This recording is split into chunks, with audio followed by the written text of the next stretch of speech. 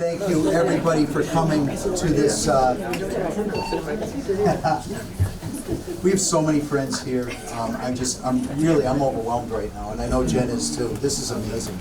I just want to thank everybody for coming here tonight. And I wanted to share with you my personal story about why this coalition is so important. I think my story is not unlike many, many other family stories that are in, frankly, the fight for their lives or for their loved ones. And it's a very, very difficult journey for anybody to take. And for everybody that has taken it or is taking it, my prayers are with you. It is chaotic, at times baffling, confounding. But here's the key. It's really, really hard to do alone. In fact, I would argue it's impossible to do alone. But that's exactly what I was doing for the first 15 years of my son's addiction. I was walking around Norfolk County, which is where I reside in Franklin, frankly lost. I had no idea what to do. I went to pediatrician's office and said, I think my son has an addiction. And they looked at me like with horror first and then said, I don't know how to help you, Mr. Derrick. So you wait a little while, you hope it's a behavioral problem, you hold your breath, and then something terrible happens, so you go to your clergy, or you go to a friend, a trusted friend, or a psychologist. No one's fault. They didn't have the tools themselves to help any of us. I was completely lost. Imagine for a minute your son or daughter has a terminal illness, which addiction and mental health can be a terminal illness. And you can't, not only do you have no help, not only do most of the time you not have insurance, but you can't even talk to your neighbors, or at least you feel you can't. That was the environment that I was lost in. Hi, Johnny. Love Johnny. Good to see you. I'm so glad you're here. We meet great people doing this. In any event, I was lost. I had no idea what to do. On June 30th of 2015, I see a sign flashing in Franklin. Thank you, Chief Lynch. For a sign flashing in Franklin that says opioid meeting tonight. I slammed my brakes on. I said, what did I just read? They're going to talk about opioid addiction? Back up, sure enough they were. And I walk into an auditorium with my son's mom, who's here. And to our shock, there's 400 people or so there looking at us that we recognized, our neighbors. And on that stage that night was State Representative Jeffrey Roy, Town Councilor Bob DeLorco, among others, District Attorney Michael Morrissey, among others, the fire chief, the police chief at the time that just preceded T.J. Lynch, community members, people in recovery, all there to talk about addiction out loud. And I suddenly realized, my God, these people get it. They know what the problem is. I have a shot here. And frankly, it was an emotional night. Many of the people that are on our board of directors were there as audience members. But one thing came out of that night that I will never forget. Two things. The first thing, Margaret Mead's quote that hangs in the hallway, which I'll paraphrase, says, "Never underestimate what a group of citizens like us can do. Truly, it can change the world. In fact, it's the only thing that ever has." And I really believe that now, more than ever, because I've been lucky enough to be a passenger in this coalition and watch what this thing has done. It has completely changed the landscape. Now, if Jim Derrick's walking down the street in Franklin, or in Norfolk, or in Plainville, and he walks into the pediatrician's office, they know exactly where to call. Or if he walks into the police station, they're partners. They walk into the fire station, they're partners in this. I mean, I could go on and on about what the police agencies have done and the fire people have done to change their approach to all this. What schools, Ann Bergin, the chair of the school department, the whole department. Chair of the school department. I tend to inflate. The chair of the school committee and our friend and partner, but what they do and have done to attack this issue. And then I said there were two things that happened that night that were important. The other thing that was important is I was introduced to, without a doubt, a force of nature in this, who had the courage to start this whole thing from her community, getting her community psychology degree and doctorate on the West Coast. Jen Knight who is the president of the coalition and our founder, had the courage to reach out to Jeffrey Roy to say, I can't read any more obituaries. I can't come home to this. How can I be part of this solution? And thank God Jeff listened, and thank God Bob DeLorco listened, and thank God people got together and committed to make a change.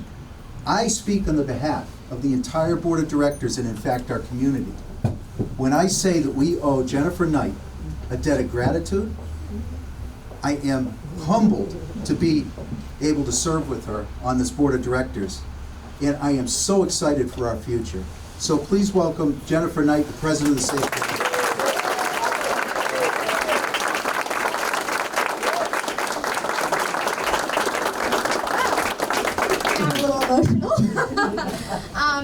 I am just blown away. I'm blown away with all of the folks that we have here. I'm blown away with the level of support and trust that all of you have granted us over the last 5 years.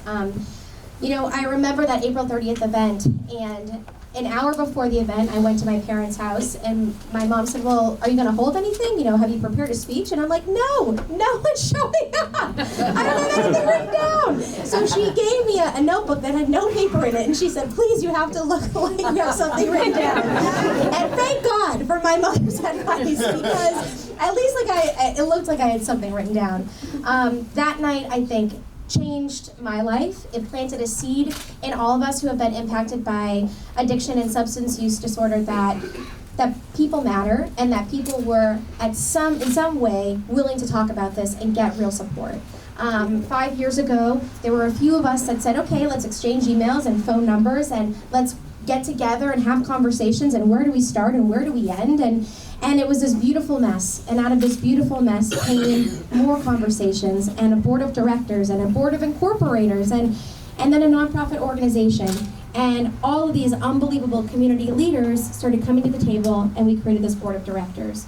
We have a board of directors that are parents, that have full-time jobs, that are dedicated to other organizations, and every single week take time to talk with each other around the coalition and how we can impact what we're hearing are real concerns in our community. There's something that we were able to do a few years ago that is a big deal for a coalition. We met Dr. Wendy Cohen, and she said, this cause is really, really important to me. She's like, please don't look at me. And she believed in the role of the coalition so much that she was willing to help us get an MCSR license, which means that we were able to purchase, train, and distribute Narcan. And, getting a little emotional. Your boy's here. I know, I sound like Shut up, mama. Hi, honey. Since we were able to get that license, we have trained over 500 people in Narcan and CPR, and without the ability to do that, we would not be reaching an unbelievably vulnerable population.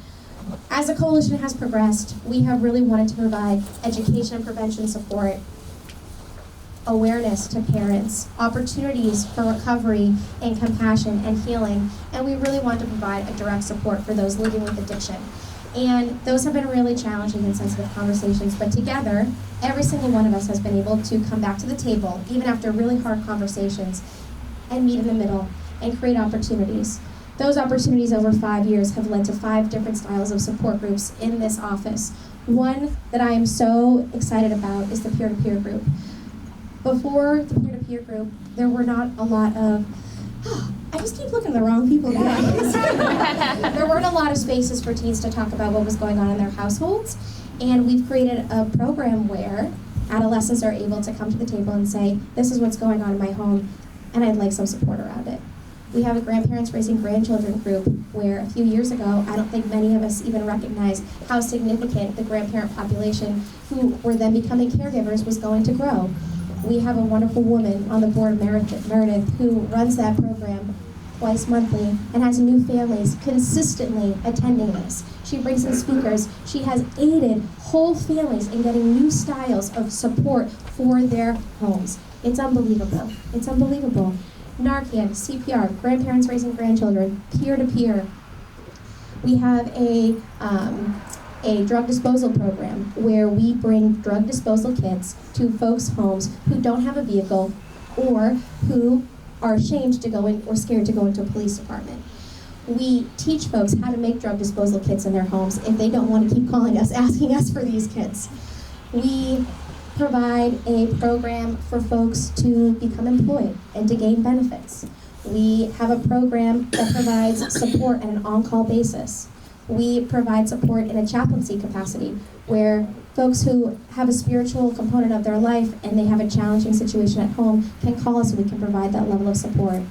And something that we're really excited to talk about is the opportunity of a child life specialist. So often we talk about grief when someone passes away, and what we've learned from listening to the community is that grief can happen when a caregiver or a loved one needs to go to detox, or needs to go to rehab, or needs to live in a sober home for a few months. And we are able to meet with the family consistently and the children consistently to decrease the opportunity of trauma and increase the opportunity of healing and support. Another opportunity that we've had is to create a partnership with the Rentham District Court. So much of the work and the foundational work that the coalition has been able to participate in has been directly because the Rentham District Court and the folks that work there gave us an opportunity to partner. We are able to go to the court and help folks file a Section 35. We're able to meet with their parents after a Section 35. We're able to talk with the court folks around a family that may be coming in that may need a little extra support or a different style of support. And most incredibly, all the folks that have come through our doors are no longer strangers. They come in to say hello, they send us Christmas cards, they send us texts to check in. And 5 years ago, I think all of us really wanted was one support group at the YMCA. And that one support group has led to an entire organization, hundreds of people in the community supported, hundreds of Narcan dispensed, and an opportunity for real partnerships. Tonight is an incredible night, to say the least. Sorry guys, it's a big deal. And Jim had mentioned it earlier, you know, without the unbelievable support of Jeff Roy from the beginning, we wouldn't be here. Jeff gave us a shot. Jeff gave us a listening ear. He was action-oriented. I said, hey, Jeff, can we meet? He says, yes. Hey, Jeff, can we have a meeting? Yes. Hey, Jeff, should we offer food at this meeting? Yes. Hey, Jeff, there's too many people coming to this meeting. Let's call off the food order. Yes. Hey, can we get all the community stakeholders together? Yes. Hey, should we apply for Narcan? Yes. Hey, should we talk to the courts? Yes. There has never been a no. And if there was a question, it was a conversation that typically led to a yes. Our trust has been with you, Jeff. Our courage has been guided from you, and we are forever, ever, ever thankful for every single opportunity that you have given us in this incredible world of substance use and recovery. And the work that we want to do here in this office is recovery-oriented, that there is no separation between addiction and recovery, that addiction always has to have a conversation of recovery because recovery exists. It is beautiful. There are so many of you in the audience that I'm looking at right now who are in recovery or have shared your recovery stories and journeys with us, and that is the hope and the belief that every style of community support will lead to a life of recovery. And Jeff, all of us, thank you from the bottom of our heart for giving us this opportunity, giving us the yeses over and over and over again. And we beyond love you and appreciate you. You've guided all of us through this, and we will never forget all of the work that you've done. So thank you, thank you. Come on.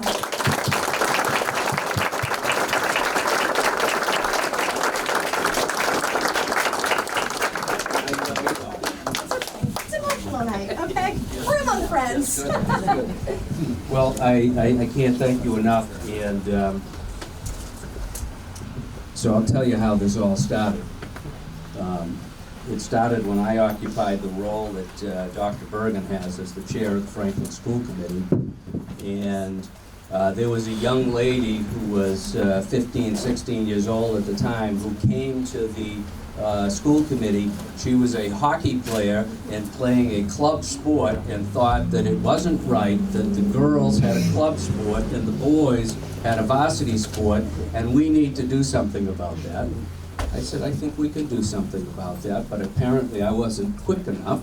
So she would come back repeatedly to these school committee meetings. I got to know her. I thought it was my own daughter. I saw her so many times. But I'm happy to report that ice hockey is now a varsity sport, thanks to so then I went on with my life. Jen went on with her life. She was out in California. And then I got elected as the state representative. And in October of 2014, I get an email that begins with, "Remember me?"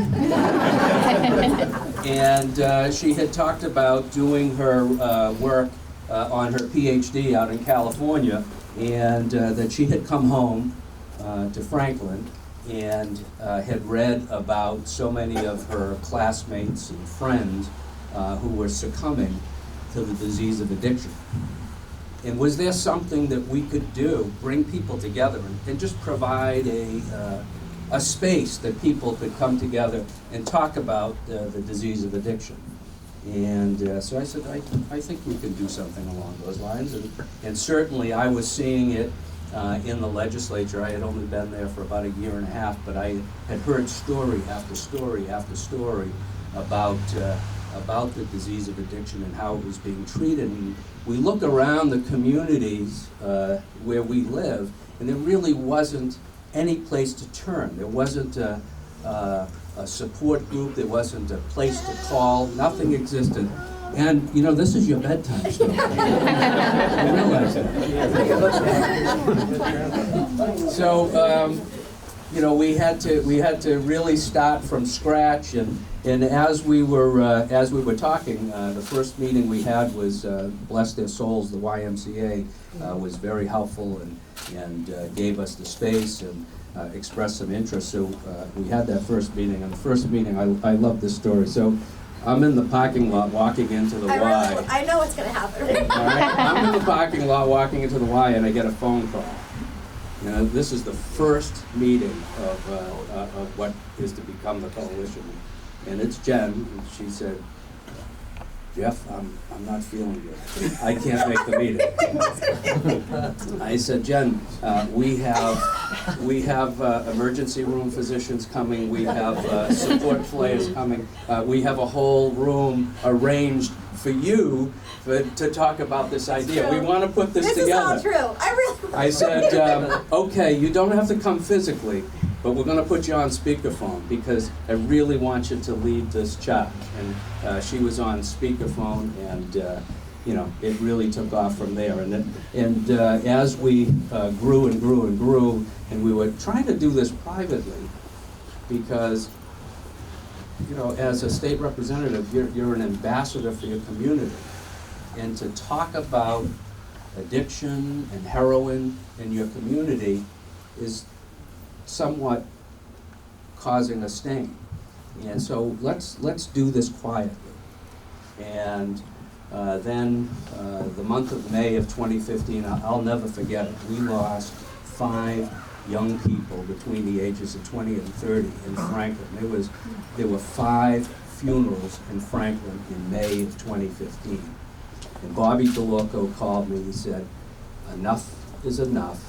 We've got to do something. We've got to come out. We've got to be public, and we've just got to embrace this problem."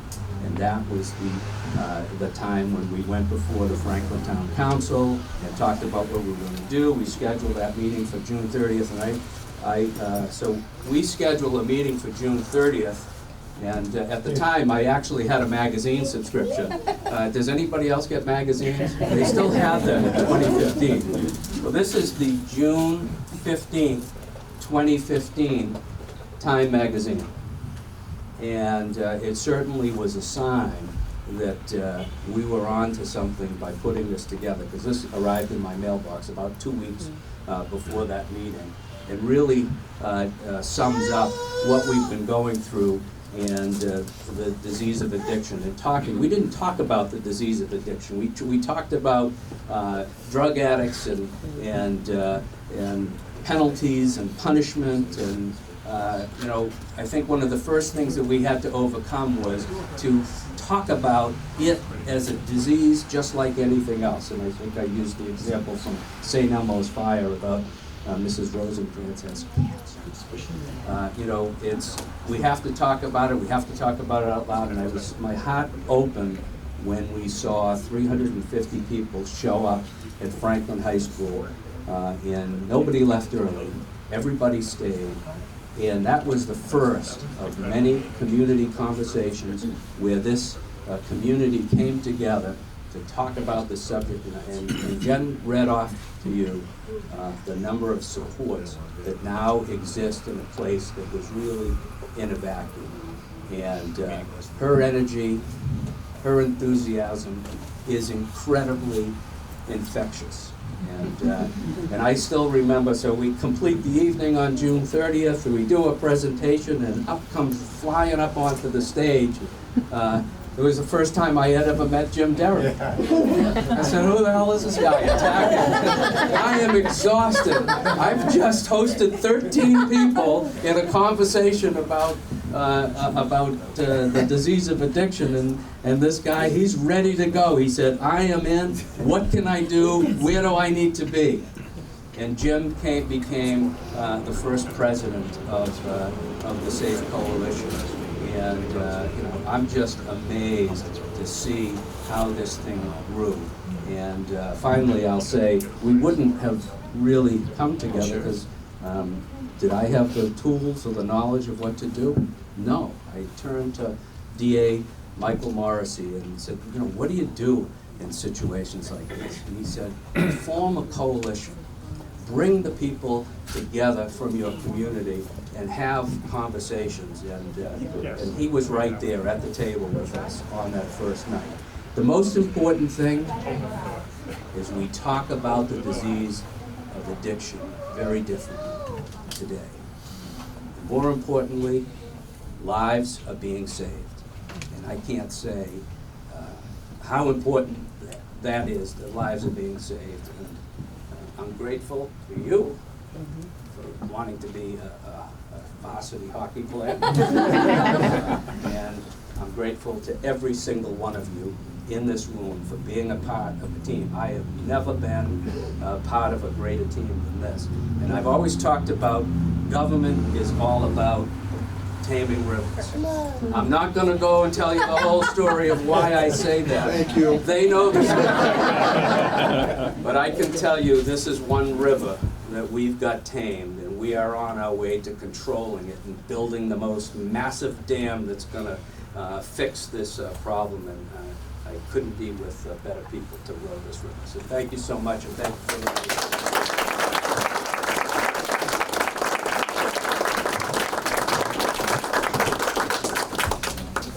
Well, Jeff, don't go too far. Yeah, don't go too far. It's band night. I'll have to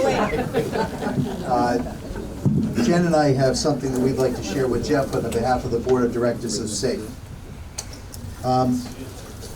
When I met Jeff that night at June 30th, 2015, that was the first time I'd ever met him. I'd heard of him by reputation. I knew him a little bit through Franklin, but candidly, I didn't know him. I was a cynic. I was born as a cynic. I believed all politics were dirty and all politicians were in it for themselves. Boy, was I wrong. Boy, was I wrong.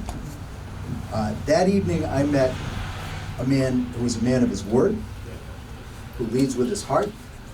And as my father used to tell me, he'd say, Jim, leaders go first. And that was a night, as Jeff he kind of soft-sold it. But the fact of the matter is, people weren't talking about this issue publicly. It's not a popular thing as a state representative to come out and say, our community is facing a drug problem. That's a difficult place to find yourself. But as Jeff so eloquently said, lives were being lost. I can tell you just candidly, having done this work for a little while, you won't find another Jeff Roy. There are plenty of people out there doing good work from both sides of the aisle. I have not met somebody like Jeff, whether it be in public service or private life, ever. I've watched Jeff respond to his constituents with passion, compassion, and dedication, regardless of the time of night, the time of day, a weekend, it doesn't matter. I shared with someone a story earlier. We had a question from a member of a support group about a Section 35 situation down in Plymouth, and the next, I believe it was day later, might have been 48 hours later, I get a call from Jeff, and he's in his car because he has an all-day tour of the facility, because he was responding to a constituent's need. So Jeff, the Board of Directors of Safe Coalition has come together, and on this day, which is the 13th day of February 2020, we are presenting Jeffrey Roy with the Jeffrey N. Roy Public Service Award.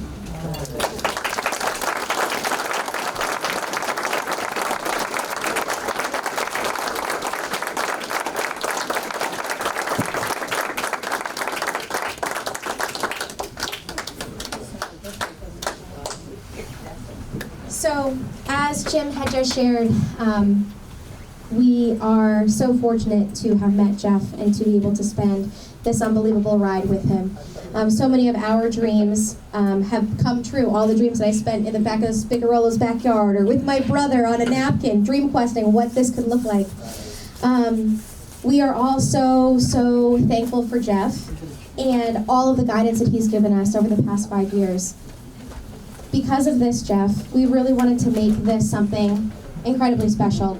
And so the Jeffrey N. Roy Award will be given out in your name every year for as long as the coalition exists. To another community member. To support members in our community directly related to substance use recovery. So we love you, we thank you, and we will honor someone every year. I'm glad I came. There's tissues in the back. Absolutely, thank you. And with that, we'd love to give you, DA Morrissey, an opportunity to speak. Thank you, Mother. Jen is a tough act to follow, but and the truth be known is that her father had worked with me when he was in school, going to college, when I was a state representative in the State House. So to come up against another night was a real pleasure. So then Jeff Roy and I had crossed swords a little in the practice of law, so he made a few dollars off me. But I also billed some up for the time too, so it wasn't a complete I never loss. made enough. So it was true, and Bobby and wife Judy had worked with me for a while, and I can remember the call. We had been trying to build coalitions. I can't take credit for some of the good ideas. We're big people to if we see a good idea, why reinvent the wheel?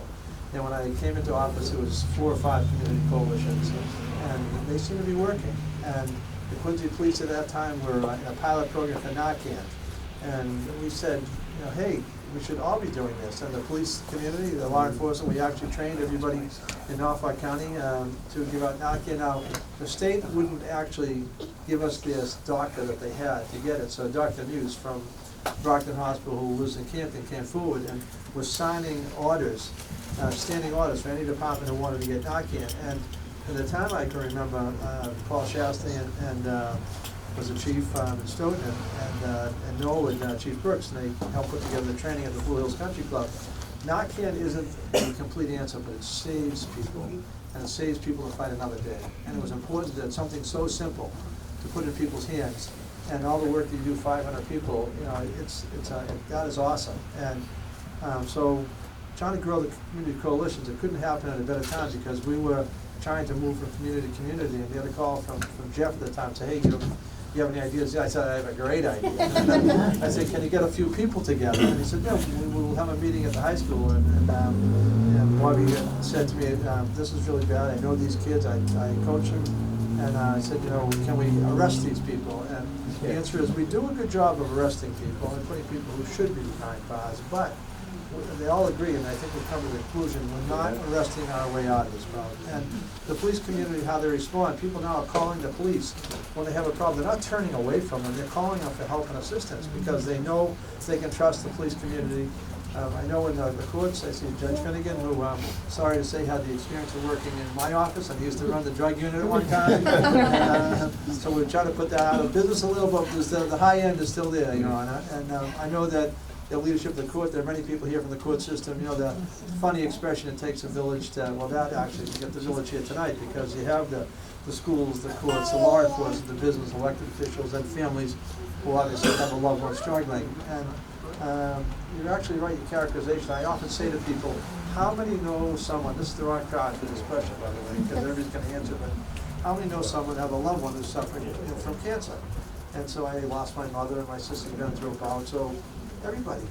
And when you say to somebody, you get a room with people, and this is the wrong room for this, is how many know someone who's struggling with an addiction issue?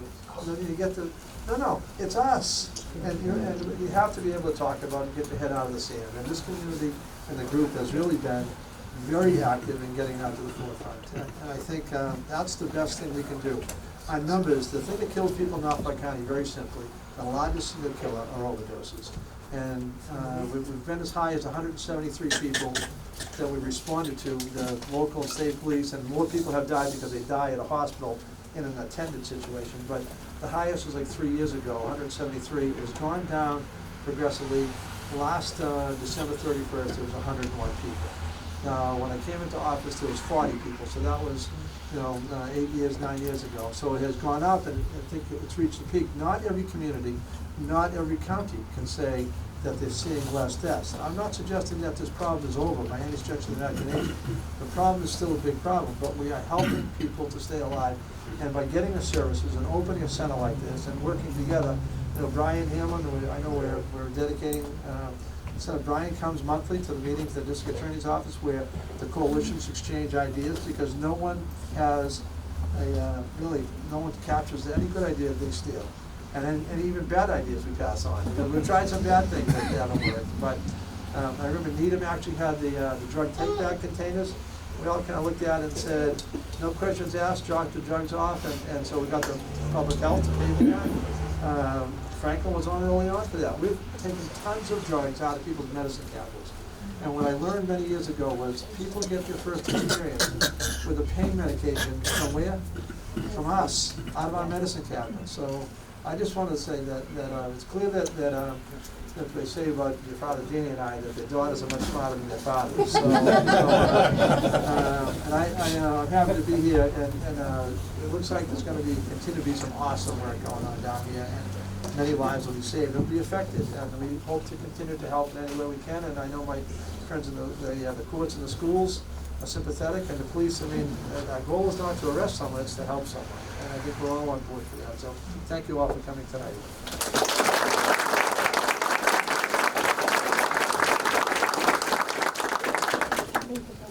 Thank you so much, Dave Morrissey.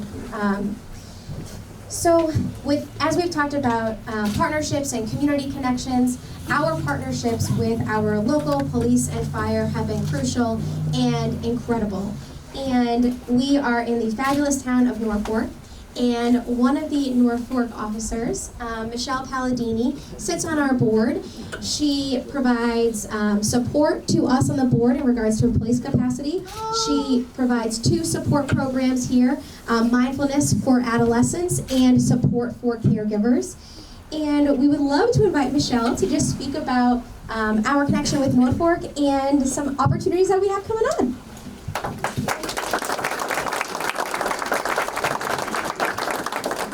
Hi, everybody.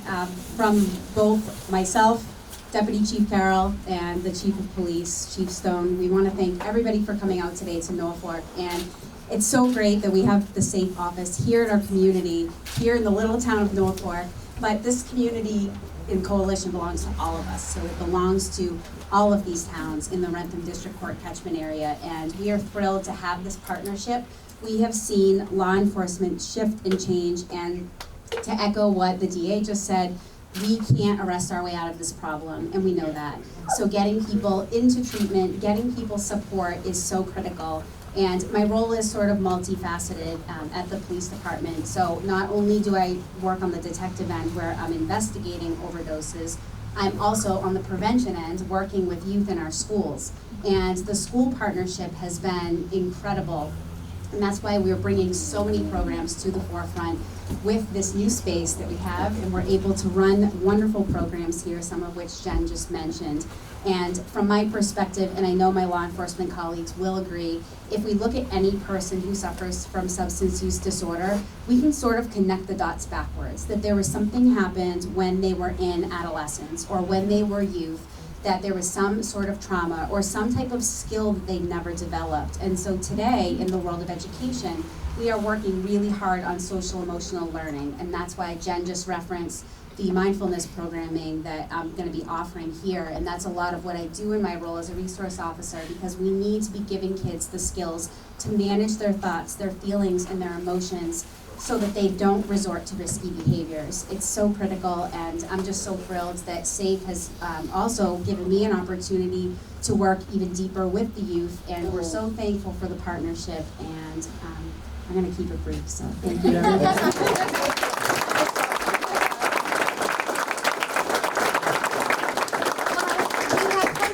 Of the night that I know that we are all excited and waiting for.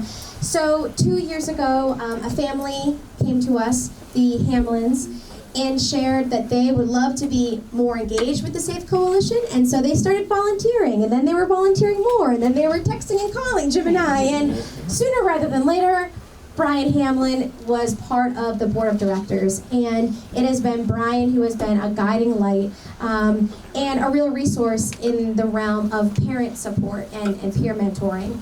And part of what we want to do tonight is honor Bergin Hamlin Jr.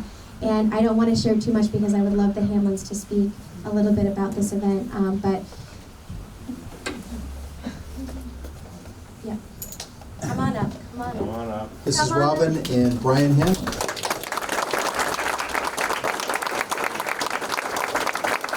I just wanted to add what Jen said. She's getting used to this, me adding things. But I have to say personally, I have never met anyone like the Hamlins. Bergin Hamlin Jr. Was in recovery when he passed, and he's very well known in the recovery community for helping a lot of people. What a wonderful thing that we have here, but it couldn't have come to pass if the Hamlins hadn't opened their hearts at the beginning. They came to us, and much of the reason why we're standing here is because of the Hamlins in this space. Robin runs a support group called Unconditional Love, which is, I've sat in on 2, that now meet here on Saturdays at 10:30. 10 o'clock, I'm sorry. And just wonderfully helpful to people that have walked the walk, who have either lost somebody or someone like myself that's still in the fight. I just on a personal note want to say this. This is the type of man Bergin Hamlin is, the type of people they are. About once every other week or so since I've known Brian, my phone rings. And I look down and it's Bergin Hamlin. And this is what I get. How are you, Jim? I'm checking in. It's from somebody that knows and leads with his heart first. So I am so honored that they allowed us to bestow this honor on Bergin Jr. and name the center in his name. Brian and Robin Hamlin.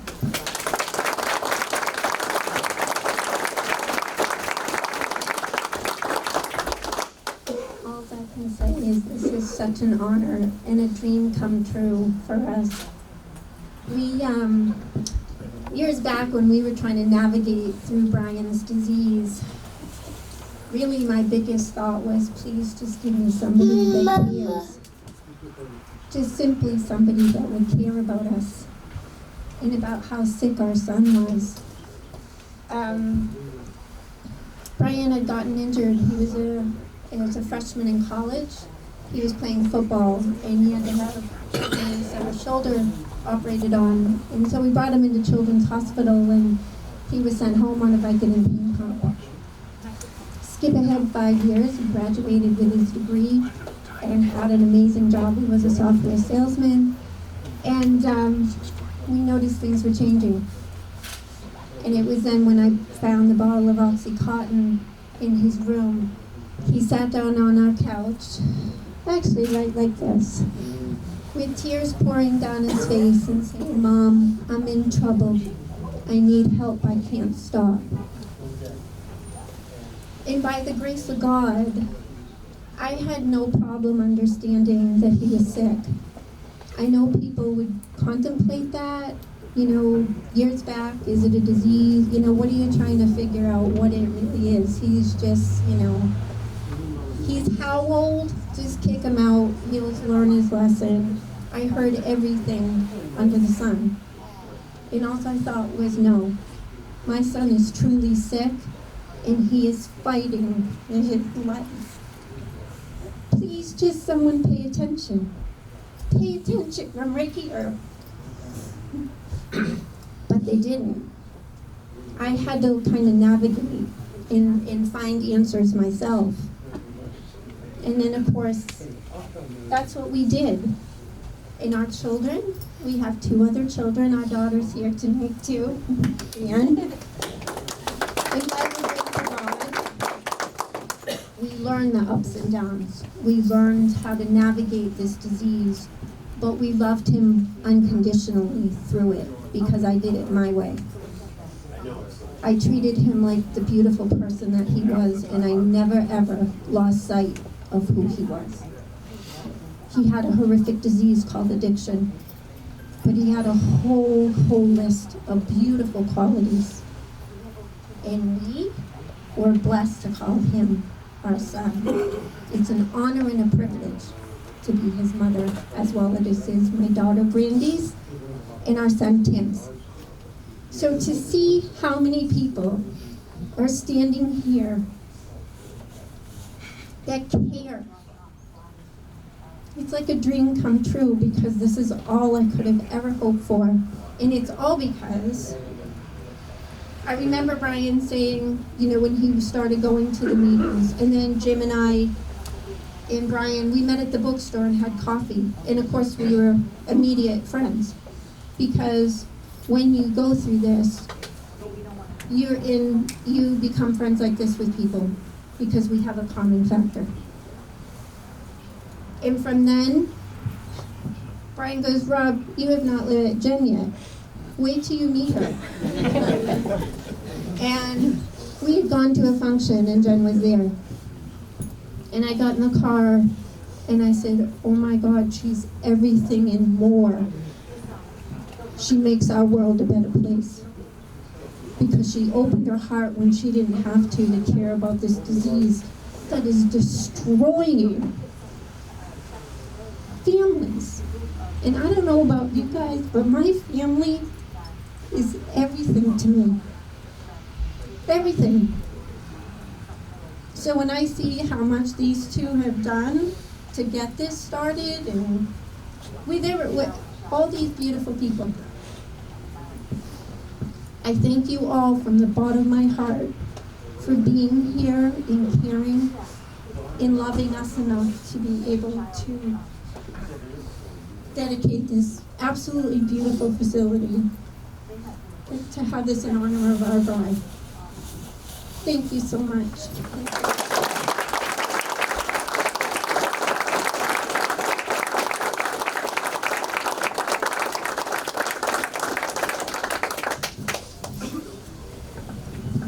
Good evening, everybody. I'm Bergin Hamlin, Sr. Never really officially named myself that, but Brian came along and changed things for us. He was our firstborn. He was the one that Rob and I grew with. The 2 of us grew with him until we had our next child, Brandy, and then we had our next child, Timothy. So there's always something special with the first. Brian was a gift of God in every aspect, from day one to the final day. Brian gave us the opportunity, even with this horrific disease, to meet fantastic people. I've got friends from Brian now, through recovery and everything else that he has. I still call them friends. The first day I met them, I call them friends. I will never turn them as anything else short of best friends I've ever had in my life. Because there are people out there, as you go through things, you realize they get it. So as bad as things were for Brian, Brian always had a smile on his face, and he was able to show us the upside of things. As bad as things were, we looked at them, go to meetings, pick them up after the meetings. Brian was the last one coming out. You look and it's like, really, Brian? Why are you the last one? Well, I had to talk to so-and-so. He says, they're having a tough time. He said, I had to help them through things. It's like, every time was the same thing. It was always, Brian was always the last one out of the door. He's having that last word in. He wanted to talk somebody through something, help him out with something. When we lost Brian, we had people come through for over 6 hours. We stood in line, people were coming through and everything else. And there were time and time again, I'm sober 3 years because of your son, I'm sober 4 years because of your son. Brian was gifted with conversation. Brian would walk around through this room like everybody's in here tonight. He would talk to every single one of you, know you by the time he was done, and next time he saw you, he'd be asking the questions and follow up the conversation you just had. Just an amazing person. We won't ever take that away from him. He had that right through, all the way through it all. We can't thank Jen for starting things, Jim for going along with things, Jeff for being there, D.A. Morrissey for throwing it in there and saying, this is what you need to do to start working things out. DA mentioned I go down there once a month for meetings down there, and I can't thank you enough and tell you the support you will get from us for ideas and support when you give ideas towards us. We will be there for you in all aspects. Whatever you need, let us know. We will give you as much as possible. Any support we have, we want to do that. Jeffrey Roy, we met through this also, same thing. You need anything, let us know. And we will give you as many ideas as you want to bring into the State House as you can possibly handle. We need you in the House. We're working on it.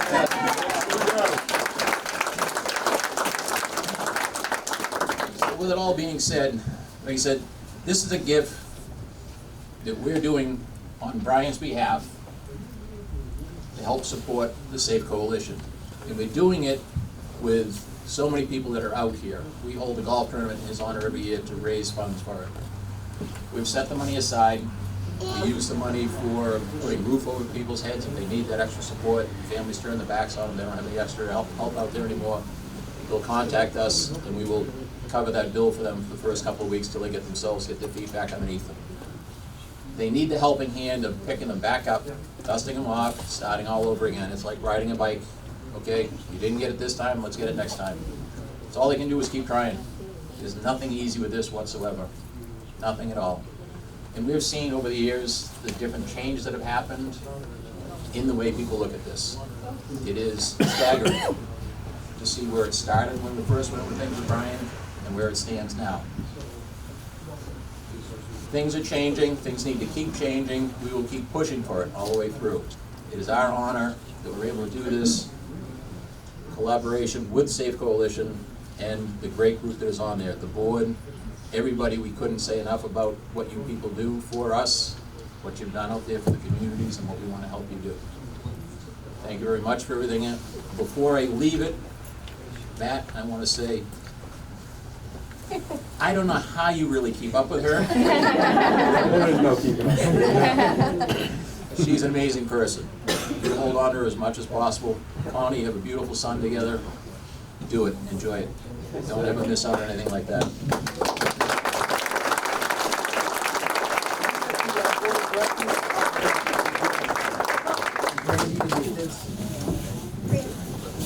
The Board of Directors could come on up. Safe Coalition board with the family. We're going to get in very tight. Jeff, D.A. Morrissey, Bob DeLorco, TJ, anybody that wants to come on in. Like we like one another. We're going to. While we're doing that, I just want to take a second to thank so many people that have helped. Ann Bergin is here. She has worked tirelessly with me. It must be tiring on a Safe Coalition television program. TJ Lynch from the Franklin Police, who have been tremendously supportive. Our new fire chief, he's not that new, in Franklin. Thank you for being here. I got a lot of people that we could thank here. Town Councilor Kelly, you too. Also, the recovery community has been tremendously supportive. So we got a lot of people represented here. Thank you to the Norfolk Police Association for the great food, and please eat it. Or we're all in trouble. Let's have a rip. So, Jen, please, you're on it. I'll hold it. And you may cut it with the Hamlins. Where are the Hamlins? There are your big scissors. Woo! the big scissors? Those are the big scissors. Well, Hold it they're nice bigger and than tight. kindergartner scissors, so everything's relative, right? Okay, do you wanna? Yeah. How do we, Pull it tight. Pull it Yeah. tight. Whoa, whoa, all right, ready? Okay. Brian Hamlin Jr. Okay. Recovery Look up Resource for a Center. second. Everyone look at me real quick. And again, you go for it. Okay.